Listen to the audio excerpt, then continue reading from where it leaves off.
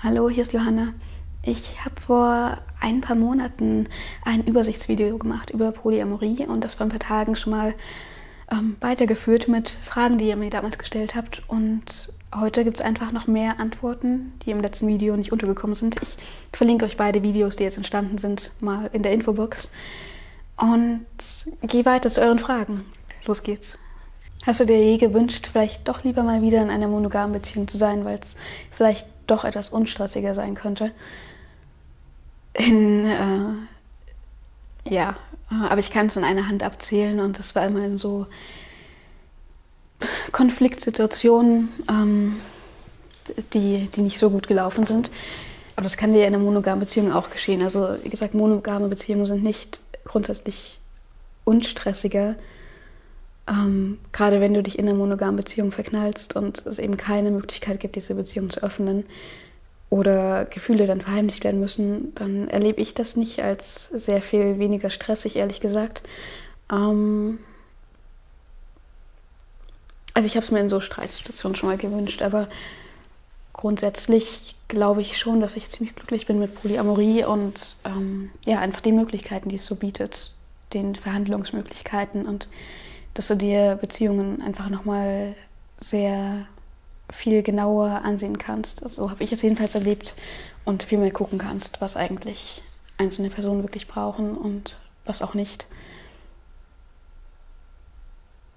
Am Ende kommt für mich immer wieder raus, dass ich gerade ziemlich glücklich bin mit Polyamorie.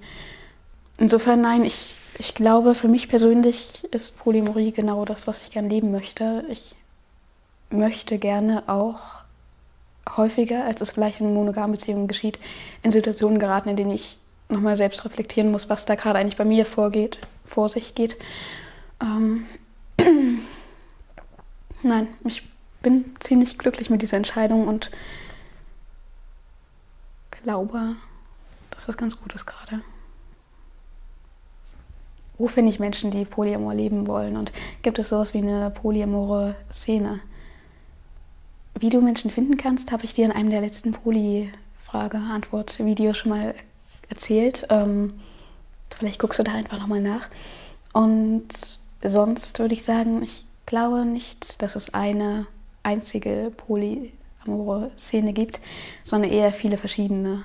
Von Alt-68ern, die an freie Liebe glauben und darin Sachen machen, die sie als Polyamor sehen, auch wenn ich da manchmal nicht so mitgehen würde, bis hin zu einer SM-Szene, bei der es immer wieder so Menschen gibt, die Polyamor leben wollen. Oder da bewege ich mich noch am ehesten gerade in kinky, queer-feministischen Szenen, bei denen Beziehungsstrukturen jedenfalls schon mal thematisiert werden und es auch einen Anteil an Menschen gibt, die Polyamor leben wollen. Aber ich glaube nicht, dass es eine große Szene gibt in Deutschland. Berichtige mich gerne, wenn du es anders siehst. Aber ja, das sind so einige Möglichkeiten, bei denen du Leute finden könntest. Welche Gefühle sind für dich in polyamoren Beziehungen präsent? Ganz viel Liebe, also nicht weniger Liebe, wie man vielleicht auf den ersten Blick annehmen könnte, nur wenn man eine Liebe teilt. Bitte nicht weniger, sondern ganz oft sogar mehr. Ganz viel Mitfreude. Das ist so ein Konzept, ich benutze den Begriff nicht so oft, aber es ist so ein klassisches Konzept in der Polyamorie, das diesen Zustand beschreibt, wenn du dich einfach für deine Partnerin, die gerade eine neue Person kennenlernt zum Beispiel oder irgendwas Tolles mit einer anderen Person erlebt, auf romantische Weise oder sexuelle Weise, indem du dem mit Freude begegnest und nicht unbedingt mit Neid oder Eifersucht. Das erlebe ich ganz viel und sonst ganz viel Geborgenheit darin. Also ich erlebe weniger Verlustängste oder Versagensängste, einfach durch eine ständige Kommunikation mit meinen BeziehungspartnerInnen. Ja, ich glaube, das sind die größten Gefühle. Und nein, ich bin nicht frei von Verlustängsten oder Selbstzweifeln, überhaupt nicht. Und ich glaube auch nicht, dass Polyamorie nur für Leute geeignet ist, die ein total großes Selbstbewusstsein haben. Das macht es vielleicht einfacher, aber das geht auch ganz gut so. Wie gehst du mit Eifersucht um? Hast du überhaupt Gefühle von Eifersucht? Können nur Menschen Polyamor lieben, die nicht eifersüchtig sind? Ich glaube, das Thema Eifersucht ist nochmal so groß und so oft angefragt, dass ich darüber gerne ein eigenes Video machen würde. Ich weiß nicht genau wann, aber ich glaube lieber in einem eigenen Video. Aber um die Frage kurz zu beantworten, nein, ich bin nicht frei von Eifersucht und ich glaube auch nicht, dass nur Menschen Polyamor leben können und sollten, die gar nicht eifersüchtig sind. Ich habe in einem der letzten Videos schon gesagt, dass ich wenige Menschen kenne, die überhaupt gar nicht eifersüchtig sind. Ob jetzt in monogamen oder in polyamoren Beziehungen. Ja, also es ist keine Bedingung. Eine tobende Eifersucht halte ich für sehr, sehr ungesund, egal in welcher Beziehungsform das jetzt geschieht. Ich weiß nicht, ob ich eine Person, die extrem eifersüchtig ist, also sehr kontrollierend ist und alle Horrorbilder, die ihr euch gerade vorstellen könnt, prägt. Ob ich der gerade überhaupt zu irgendeiner Form von Beziehung geraten würde oder nicht eher dazu zu schauen, woher die Eifersucht kommt und was sich daran erstmal vielleicht schrauben lässt, bevor ich mich einlasse auf eine weitere Person. Das jetzt für ein sehr heftiges Ausmaß von Eifersucht. Ich glaube, ich mache darüber ein eigenes Video, okay?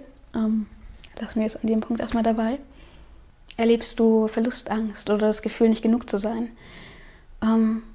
Ja, mache ich. Ich bin nicht mit einem wahnsinnig großen Selbstwertgefühl gesegnet. Insofern erlebe ich das schon.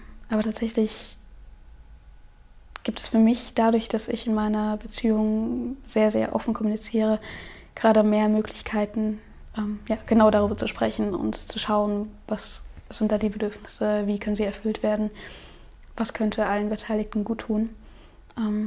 Ich bin nicht frei davon. Es ist eher so eine Entscheidung, da eben gemeinsam mit mehr als einer Person, mehr als zwei Personen, das aufarbeiten zu wollen, insofern ich es möchte. Das ist eine ziemlich coole Sache eigentlich. Ja. Habt ihr bestimmte Regeln? In der Beziehung jetzt ist es so, dass wir keine aufgeschriebenen Regeln haben oder sowas, keine Beziehungsrahmenvereinbarung, sondern dass wir uns einfach am Anfang der Beziehung sehr, sehr ausführlich darüber unterhalten haben, was wir eigentlich so brauchen, was wir uns wünschen, wie wir uns Polyamorie vorstellen, wie wir umgehen wollen mit solchen Fragen wie Hierarchien, wollen wir nicht, Vetorechten, auch eher nicht,